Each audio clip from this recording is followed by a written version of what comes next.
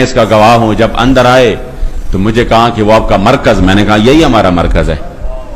تو مجھے بتایا بابا جی یہاں پہ رہتے تھے. میں نے کہا جی یہاں پہ رہتے تھے, وہ سامنے ان کا گھر ہے. تو کہہ رہا کہ اب سعد صاحب جو ہے امیر محترم کا نام لیا, وہ بھی یہاں پہ رہتے ہیں. میں نے کہا حضور وہ بھی یہاں پہ رہتے ہیں. تو سامنے وہ چھوٹا سا کمرہ تھا, تو اسی کمرے میں جب بٹایا تو وہ ادھر ادھر دیکھنے لگا. اسی وقت ان پر ہیبت طاری ہو گئی. اور پھر جب وہ امیر محترم آئے, بات تو ہم اس کو پہنچا چکے تھے مذاکرات میں, جو انہوں نے ہمیں آفرز دیے, یہ کراچی ہے اور یہ بات میں نے بار بار کی ہے. اور الحمدللہ پھر اللہ کے گھر میں اور پھر اتنی ذمہ داری کی جگہ پر جھوٹ بولنا یہ بہت بڑا جرم ہے.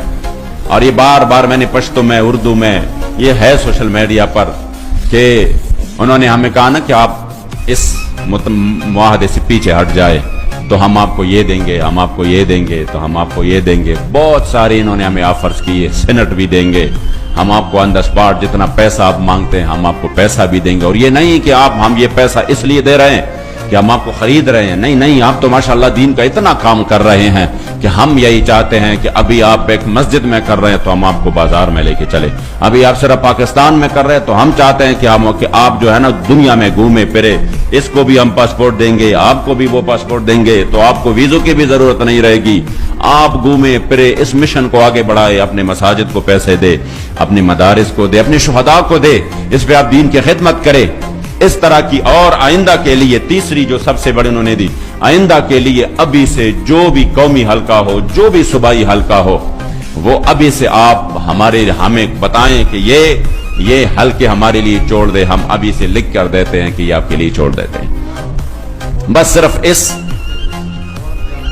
انٹرنیشنل فورم پہ جا کے بات کریں گے. آپ فرانس جائیں گے, آپ فلاں ملک جائیں گے, آپ پیرس جائیں گے. ان کا یہ مطلب تھا کہ یہ جو ہے نا مولوی ہے, اب ان کی آنکھ اس طرح کھلی رہ جائیں گی کہ یہ تو معاملہ ٹھیک ہوا تو ٹھیک ہے, ہم جو ہے نا اس میں یہ کرتے ہیں وہ کرتے ہیں. جب بات کی تو ہمیں تو امیر صاحب نے کلم کلا جو ہمیں انہوں نے بات کی تھی ترجمانی کے طور پر, ہم نے وہ بات آگے پہنچائی ان کو کہ ہمارا تو مقصد یہ نہیں ہے, ہمارا تو مقصد یہی ہے کہ جو ہمارے سامنے معاہدہ ہو چکا ہے اس پر عمل اب کیسا ہوگا. تو جب انہوں نے بات 3 دن تک ادھر رکا رہا اور 3 دن یہ مسلسل کوشش کرتا رہا, سبز باغ دکھاتے رہے اور پھر ہر طرح, تو آخر میں کہا میں امیر صاحب سے ملنا چاہتا ہوں. تو میں نے کہا بات تو وہی ہوگی جو میں نے آپ کو کہہ دی ہے. کہنے نہیں, میں تعزیت کرنا چاہتا ہوں تاکہ ان سے میں تعزیت کروں. میں نے کہا تعزیت ہو سکتی ہے. تو جب آئے اور پھر امیر صاحب سامنے, تو انہوں نے پہلے دعا کی, تو دعا کے بعد کہا کہ میں نے تو ان کو ایک بات کی تھی تو وہ آپ کو بتائیے. امیر صاحب نے کہا جی بتائیے ہے.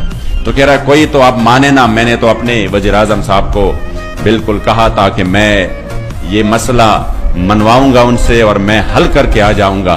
تو آپ نے تو 3 دن میں نے یہاں پہ گزارے, تو کم از کم ایک بات تو آپ مان لینا. تو امیر صاحب نے کہا کہ کہہ رہا کہ میں کہ اپنے وزیر اعظم کے پاس کچھ تو لے کر جاؤں نا, کچھ تو لے کر جاؤں. چلو ایک بات تو مانے نا, ایک بات مانے, آپ اس سے پیچھے ہٹ جائیں تو ہم آپ کو دے سکتے ہیں سب کچھ. تو امیر صاحب نے کہا نہیں, ہم تو آپ کو بہت بڑی بات دے کر رخصت کر رہے ہیں. انہوں نے کہا کیا دے کر رخصت کر رہے ہیں؟ 3 باتیں میں نے اتنی بڑی آپ سے کی ہے, اس میں سے ایک بھی نہیں مانا, تو ہم مجھے کیا دے کر رخصت کر رہے ہو؟ تب اسی وقت امیر محترم نے جو تاریخی جملہ ارشاد فرمایا جس پر ہمیں انشاءاللہ فخر رہے گا, اور وہ جملہ بار بار کہہ کر میرے ایمان کو تازگی مل جاتی ہے اور مجھے تحریک پر اپنے قائد پر فخر ہے کہ آپ نے اسی وقت فرمایا کہ نہیں, جا کر اپنے وزیر اعظم کو کہہ دو کہ 1450 سال بعد بھی اس پاکستان میں جہاں پر لوگ جو ہے نا 3000 اور 5000 پر بک جاتے ہیں, اور جہاں پر بریانی کی ایک پلیٹ پر بھی بک جاتے ہیں, آپ اپنے وزیر اعظم کو بتانا کہ اب بھی پاکستان میں حضور کے وہ غلام رہتے ہیں جو پوری دنیا کی طاقتیں مل کر نہ ان کو ڈرا سکتے ہیں, نہ ان کو جھکا سکتے ہیں, نہ ان کو خریدا جا سکتا ہے.